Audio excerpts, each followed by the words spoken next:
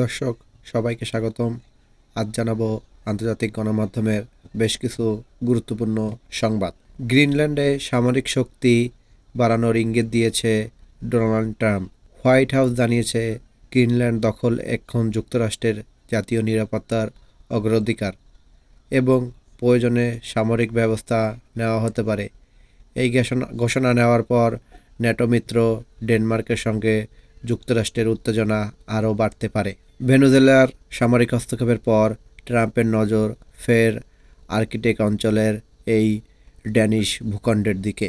বিরল খনিজ ও কৌশলগত গুরুত্বপূর্ণ এই অঞ্চলে বিশেষ গুরুত্ব পেয়েছে মেরু অঞ্চলের বরফ গলনের ফলে নতুন নৌপথ খোলার সম্ভাবনার কারণে।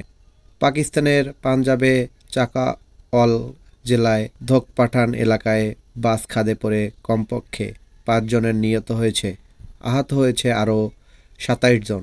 বাসটি ইসলামাবাদ থেকে করাচি যাচ্ছিল। নেপালে মসজিদ ভাঙচুরের কেন্দ্র করে হিন্দু মুসলিম সহিংসতার জেরে ভারত সীমান্ত পরশা জেলার বীরগঞ্জ এলাকায় কারফিউ জারি করা হয়েছে।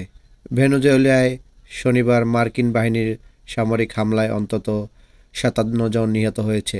এই ঘটনায় দেশটির ভারপ্রাপ্ত প্রেসিডেন্ট ডেলিস রদরিগেজ মঙ্গলবার নিহতদের স্মরণে দেশব্যাপী 7 দিনের রাষ্ট্রীয় শোক ঘোষণা করেন।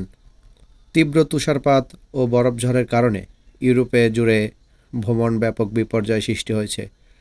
আবহাওয়াজনিত দুর্ঘটনা এবং 6 জনের মৃত্যু হয়েছে। ফ্রান্স বিভিন্ন অঞ্চলে সড়ক দুর্ঘটনায় 5 জন ও বসনিয়ার রাজধানী সারায়েভোতে 1 জন নারী নিহত হয়েছে। এই ছিল আজকের আন্তর্জাতিক গণমাধ্যমের বেশ কিছু গুরুত্বপূর্ণ সংবাদ। ধন্যবাদ।